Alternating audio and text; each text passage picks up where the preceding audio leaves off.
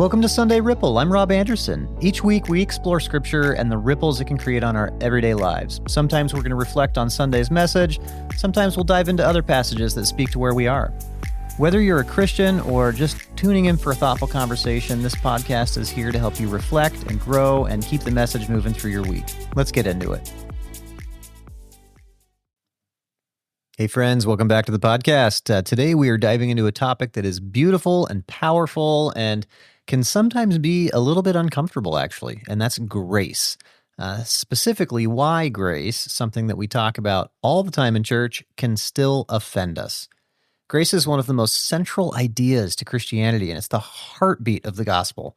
It's unmerited favor, it's forgiveness, it's restoration, and it's a gift we could never earn no matter how hard we try. And yet, for all its beauty, grace is also deeply scandalous. It offends our sense of fairness, and it disrupts our categories of who's in and who's out, and it forces us to wrestle with the reality that God's love reaches people we think don't deserve it, including ourselves. In this episode, we're going to explore what grace really is, why it has always stirred tension, especially among the religious, and why even today it continues to provoke frustration and skepticism and even offense. We'll talk about moments in Scripture, in the church, and in my own life where grace has shown up and messed with my sense of what should be. We're going to reflect on how we can become people who not only receive grace, but we extend it, even when it costs us something. So let's step into tension together, because understanding the scandal of grace just might change the way we see God and everyone around us. So what is grace really? Let's start with that simple question. What is it? And we throw the word around in church like confetti. By grace you've been saved, and give them grace and grace upon grace. But if we're honest, most of us would have a harder time defining it than quoting it. So here's a working definition. Grace is undeserved favor. It's receiving something good when you did absolutely nothing to earn it. In fact, grace often shows up when you've done the opposite of earning it. It's God saying you're forgiven when you fully expect Him to say you're finished. It's the kind of thing that makes zero sense in any other area of life. Imagine telling your boss, I didn't finish the report, but I'm hoping for some unmerited favor. Or asking a traffic cop, hey, can I be let off with some grace today? Let me know how that goes. Grace doesn't work like the systems we're used to. It's not transactional. It's not earned. And that's exactly why it's so beautiful and why it gets under our skin. Jesus told stories about this kind of grace all the time. One of the most frustrating ones, if we're being honest, is the parable of the laborers in the vineyard. You've got workers who show up early in the day, sweating under the sun, doing the work. Then, at the very end, a bunch of latecomers roll in and work for, an hour. And what happens? Landowner pays everyone the same. The early workers are furious, and if I'm standing in that field, I probably am too. But the landowner says, what, are you envious because I'm generous? That's the scandal. Grace looks unfair when you're the one who feels like you've earned more. But God's economy doesn't run on merit. It runs on mercy. I experienced something like that on a much, much smaller scale. When Laura and I were preparing to move to Alaska, we'd been serving in our church in Sisters, Oregon. If you've never been to Sisters, it's a beautiful little mountain town nestled in the base of the Cascades in Oregon. And it's got this sort of small town charm, think like pine trees and Western style buildings and more flannel than a lumberjack reunion. It is, however, the home of the largest outdoor quilt show. So if you ever find yourself in Sisters, Oregon in June, expect to see quilts just absolutely everywhere. But anyway, so I was bivocational at the time, which really just means I was working in full-time ministry, but I also had a job to pay the bills because working in full-time ministry doesn't pay the bills. So I had to get a job to pay for the pastoring habit. So we'd been called to Alaska, and due to some sort of sudden changes and unexpected changes with my job, our move was bumped up very unexpectedly. So we had to tell our congregation that we were leaving in 2 weeks. It was a very, very short notice that we were able to give our congregation. Not ideal at all. So to make matters worse, we had no idea how we were going to be able to afford this move. We had $0 to our name. We weren't going to be able to pay for gas, let alone a U-Haul. So the day we made the announcement, though, one of the elders came up to my wife, Laura, in tears, and he handed her a check for $1,000. He said, the Lord told me I needed to give this to you. And a couple of days later then, I got a phone call from my future employer in Alaska, and they just right out of the gate, no asking for me or anything. They just said, "Hey, we can offer you $1,500 to help with moving expenses." And I was absolutely blown away. We went from having absolutely no money, completely broke, to being basically completely funded on this move. I mean, we didn't earn that generosity. We hadn't even asked for it. It was just grace, and it totally floored us. And it's moments like that are so humbling. They mess with your pride a little, I mean, like I like to be the giver. I like to be able to be the one who gives grace, and because that puts me sort of in control. But grace flips that script. It reminds us that we're the receivers, that everything good we have is a gift. And that's how salvation works too. Ephesians 2, it says, it's by grace you have been saved through faith, and and this is not from yourselves. It is the gift of God, not by works, so that no one can boast. No bragging rights here, no performance reviews, just open hands and a generous God. But here's where it gets really interesting and maybe a little uncomfortable. See, grace is amazing when we're on the receiving end, but what happens when someone else gets it? Someone we don't think deserves it. That's when grace starts to offend. That's where we're headed next. So let's talk about why grace has always been scandalous. We like to think of grace as this soft, comforting, watercolor kind of word, something we can hang in our kitchens next to a Bible verse and a ceramic rooster.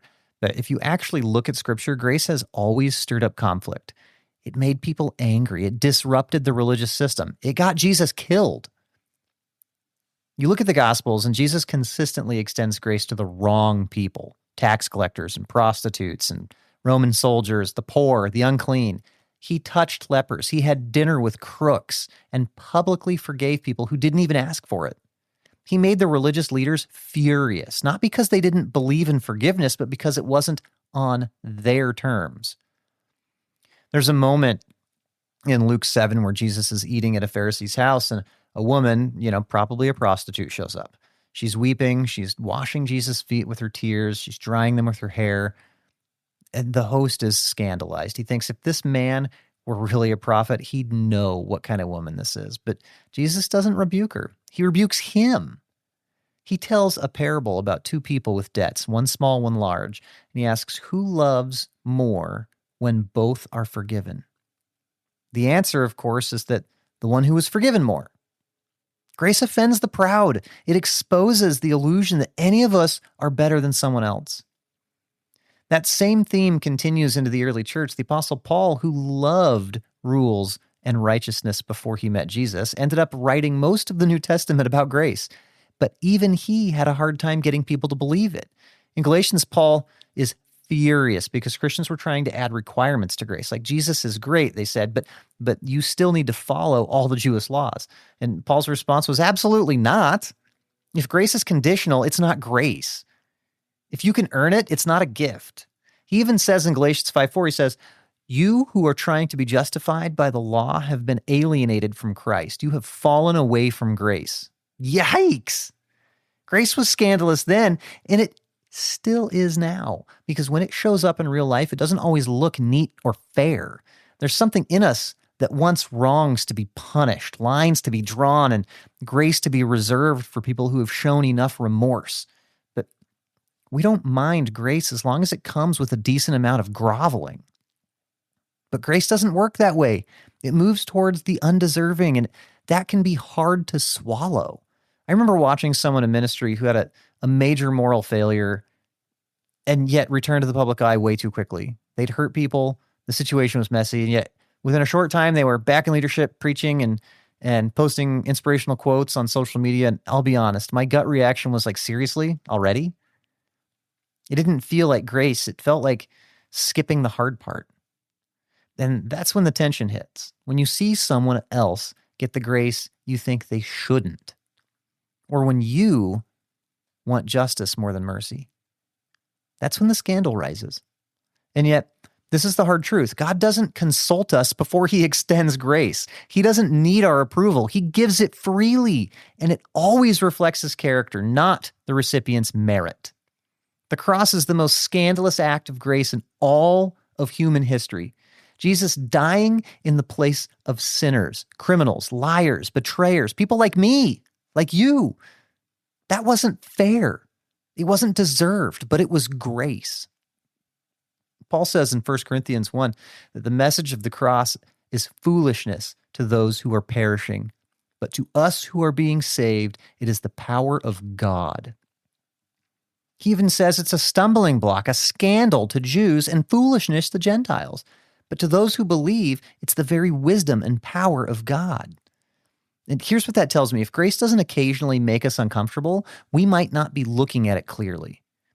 If it never offends our sense of fairness or stretches our ability to forgive, maybe we've tamed it into something safe and sentimental instead of letting it be what it really is, a radical and undeserved, a boundary-breaking gift. And grace isn't just scandalous because of who receives it. It's also scandalous because of who it calls us to become, people who extend it, even when it costs us, even when we're not ready, even when it's hard. That's where we're going next here. See, let's be real for just a second. Grace still offends us today, not just in Bible stories or theological debates, but in everyday life. It rubs up against something deep in us that says that's not fair. Because most of us are trained from a very young age to operate on a system of merit. You work hard, you get rewarded. You slack off, you miss out. We track progress with gold stars, report cards, promotions, and likes. We like fairness. We like earning things. And if we're honest, we also like being able to compare ourselves to others. Grace doesn't let us do that. Grace messes with the systems we've built to feel good about ourselves. It ignores spiritual performance reviews. It tears up our resumes and says, none of this qualifies you and none of it disqualifies you either. That's hard to accept. And it's even harder when grace is given to someone we don't think deserves it.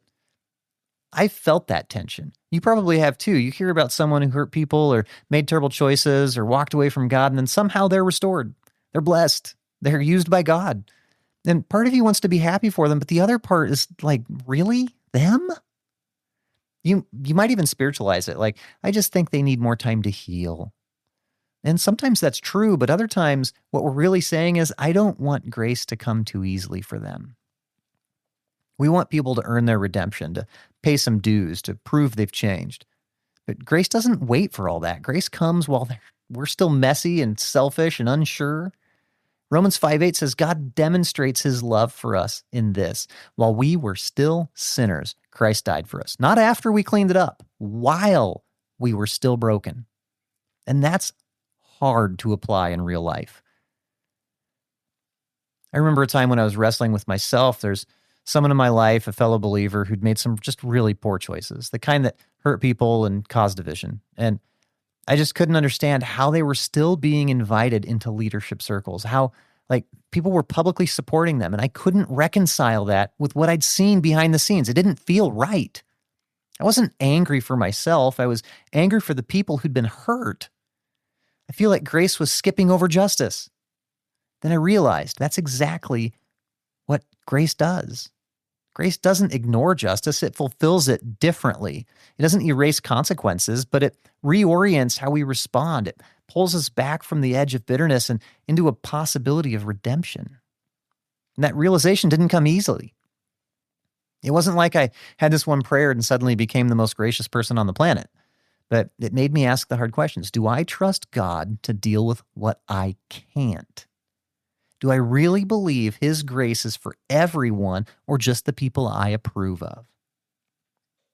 It also made me look in the mirror because, if I'm honest, I needed grace in ways I hope no one ever finds out about. I've had attitudes and moments of pride that would make me unqualified too if the standard was perfection. But God didn't give up on me. He didn't withhold grace until I had learned my lesson. He came running again and again, and he still does. And maybe that's the heart of the scandal. Grace is for them, yes, but it's also for you. And sometimes that's even harder to believe. Maybe you're listening to this and you're on the other side of the scandal.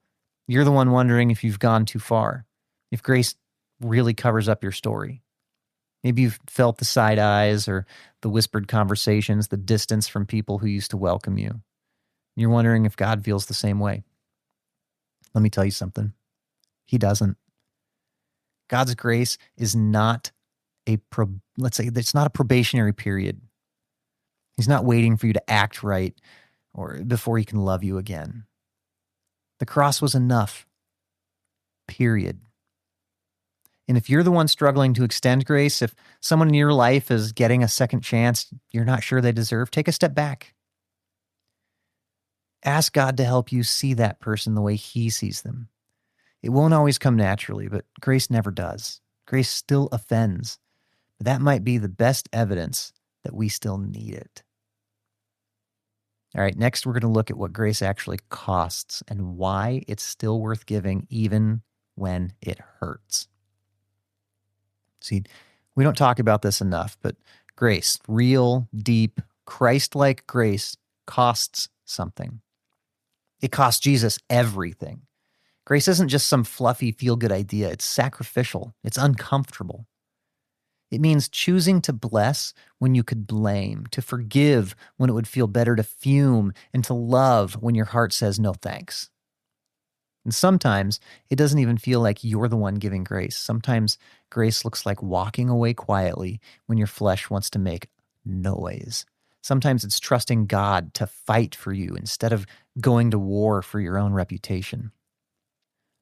There was a time in my life when Laura and I had to walk through that kind of grace. We were serving at a church in Anchorage, Alaska. I was an associate pastor, and Laura was leading a gap year in an internship program. And she had developed that. It was all underneath our church's umbrella. And we had poured so much into that season of our lives, into the worship ministry, into this young adult discipleship, and into the life of the church. And then our senior pastor retired, and naturally there was some conversation about what might come next. You know, Laura and I had a few assumptions, maybe even some unspoken hopes that we'd be considered to take the mantle and lead. While we really didn't want that role, it would have meant a lot for us if we'd have just at least been invited to the table. And instead, the district supervisor flew up and asked us about another candidate, and we gently suggested that individual was not really ready for that kind of leadership. And that was the end of the conversation. No discussion about us, no exploration of our hearts for the church, or just, we were just moving on. So eventually someone else was brought in to serve as an interim leader, and right away we sensed that there was going to be some tension and, different ministry styles and different philosophies, different priorities. But more than anything, we were concerned about the health of the church body, and we didn't want to cause division or distract from what God might already be doing in that next season. So we made the hard decision to step away. We moved Laura's program under the umbrella of another ministry we were involved with, and we collected all the resources that had been donated for that ministry, and I submitted my resignation. And within a couple of days, the locks in the building were changed. We were told not to return, not even to be able to say goodbye to the people we had served and loved and worshiped alongside for years. And that hurt. We weren't trying to make a scene. We weren't trying to take people with us or start anything new. We just wanted to transition with grace, but it felt like we were being cut off completely. Like everything we had poured into that community was erased in a moment. And I'll be honest, I don't think that we extended grace perfectly during that time. We were grieving and processing, and really we were a little numb. But even in the middle of all that pain, grace still showed up. A large portion of the church body actually organized a farewell gathering for us. And it wasn't dramatic or fancy. It was just a good old-fashioned dinner party. People came, they prayed with us, hugged us, shared stories and laughs and tears. And it really honored the work that we had done. And in doing that, they helped us close that chapter with peace. That moment reminded me that sometimes grace doesn't come from the people you expect. Sometimes it doesn't come at all from those in charge. And sometimes it comes from the body, from the people who are watching all along. And it might not undo the hurt, but it can be the salve that helps it heal. So here's the thing. Grace always costs something. It cost us our reputation. It cost us opportunities. It cost us comfort. But it also protects something sacred, and that's unity and peace. And in my case, I found grace for the entire situation that kept my own soul from remaining bitter and angry. When Jesus was hung on the cross, the grace he extended to us cost him everything. And it wasn't just physical suffering. It was the emotional weight of rejection and betrayal and abandonment, and even from the people that he came to save. When we choose grace, we're not being weak. We're being Christ-like. And let me be clear, grace doesn't mean pretending nothing happened. It doesn't mean ignoring red flags or staying in harmful situations. No, it means that we release our right to retaliate. We trust God to handle what we can't. We choose love over vindication. And in doing so, we open the door for healing, not just for others, but for ourselves. So if you're in a situation where grace feels costly, where you feel overlooked or hurt or misunderstood, take heart. God sees, He knows, and He can bring beauty even out of broken transitions. He can fill the gap with the grace you need. All right, next, we're going to talk about what it looks like to live as people marked by grace, to let it shape our posture and our relationships and our response to the world around us. See, if grace is really this beautiful, disruptive, costly gift, then what do we do with it? Because it's one thing to receive grace. We're all for that. But what does it mean to become like a grace giver? To live a life marked by grace in a world that runs on offense and outrage and self-justification? Let's start with the obvious. It's not easy. Because giving grace means letting go of things we'd rather hold on to, like the right to be right, the need to win, the satisfaction of proving a point. It means choosing peace over pettiness, mercy over management, and often silence over setting the record straight. And that kind of grace doesn't just show up in church disagreements or ministry transitions. It shows up in your marriage. When you're both tired and someone says something that they shouldn't have, it shows up in parenting when your kids melt down for the 6th time in a morning. It shows up on Facebook when someone posts that take that you really want to correct them in Jesus' name. Grace is choosing to remember that people are not the sum of their worst moments. Grace says, you are more than what you did to me. Grace looks at someone who's still growing and says, I'm not giving up on you. Now, to be clear, grace isn't enabling. It's not excusing destructive behavior. It's not letting someone walk all over you. Grace has boundaries, but even within those boundaries, it leaves room for restoration, not just retribution. It took me a long time to start learning that, and honestly, I'm still working on it. There have been seasons in my life where giving grace felt like the hardest thing imaginable. Someone would disappoint me, let me down, say something behind my back, or just flat out bail on something important. My first instinct wasn't to extend grace. It was to withdraw, to protect, to build up a little wall and say, you don't get that close again. But walls don't heal. They just insulate. And Jesus never built walls. He tore them down. There's a passage in Colossians 3 that's been an anchor for me when struggling to live with grace. Paul writes, therefore, as God's chosen people, holy and dearly loved, clothe yourself with compassion, kindness, humility, gentleness, and patience. Bear with each other and forgive one another. Forgive as the Lord forgave you. And over all these virtues put on love, which binds them all together in perfect unity. I love that image of clothing yourself. It's active. It's intentional. You don't accidentally fall into grace. You choose to put it on, like a jacket on a cold morning, like a posture of heart that says, I'm going to walk into this day wearing mercy. But you know what might be the hardest place to extend grace? To ourselves. Some of us are amazing at extending grace to others, but we're absolutely brutal to ourselves. We beat ourselves up for past mistakes time and time again. We replay our failures. We believe that the lies that God has already silenced. And we keep trying to earn what was never ours to earn in the first place. If that's you, if you're on your own worst critic, hear this. God's grace for you is just as full, just as free, and just as complete as it is for anyone else. You don't have to perform. You don't have to prove. You don't have to keep apologizing for things He already forgave. You're already loved, you're already chosen, and you're already clean. So how do we live this out? Start small.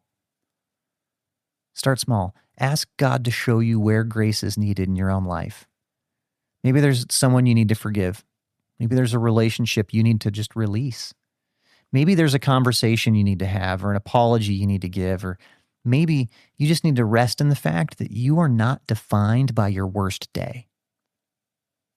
Grace has the power to heal families, to restore friendships, to disarm enemies, and yes, to reshape churches. But it starts with us, not just believing in grace, but becoming people of grace. The scandal of grace is that it's given freely. But the beauty of grace is that it changes everything. Hey, thanks for walking through this with me today.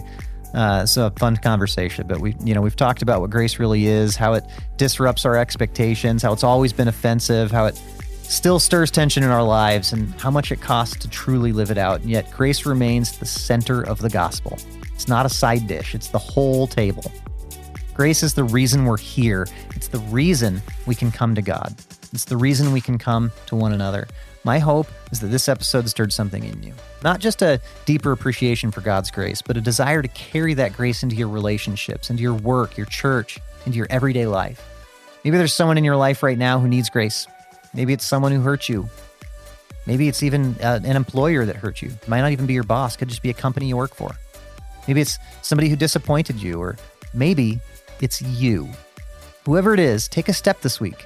Let grace do its work. It might not feel fair. It might not. It might even offend something in you. But grace isn't about fairness. It's about freedom. And it's how we become more like Jesus. If this episode encouraged you, I'd love it if you share it with someone who needs to hear it. You can also leave a review, or you can reach out. I'd love to hear how grace is shaping your story.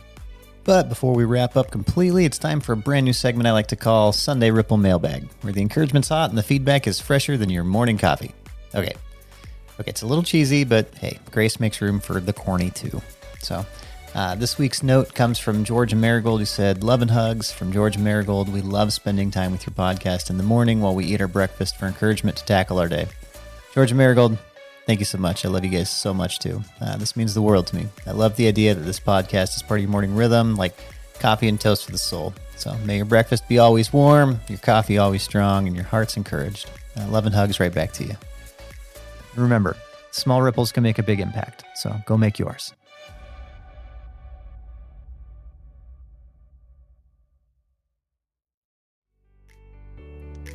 Hey, before you go, I'd really love to hear from you. Whether this episode encouraged you or brought up a question or just made you think, you can actually send a message straight to us. It's an easy way to share your thoughts or your story or even just say hello. Just click the link in the episode description to reach out. I read every message, and I'd be honored to hear how God's moving in your life.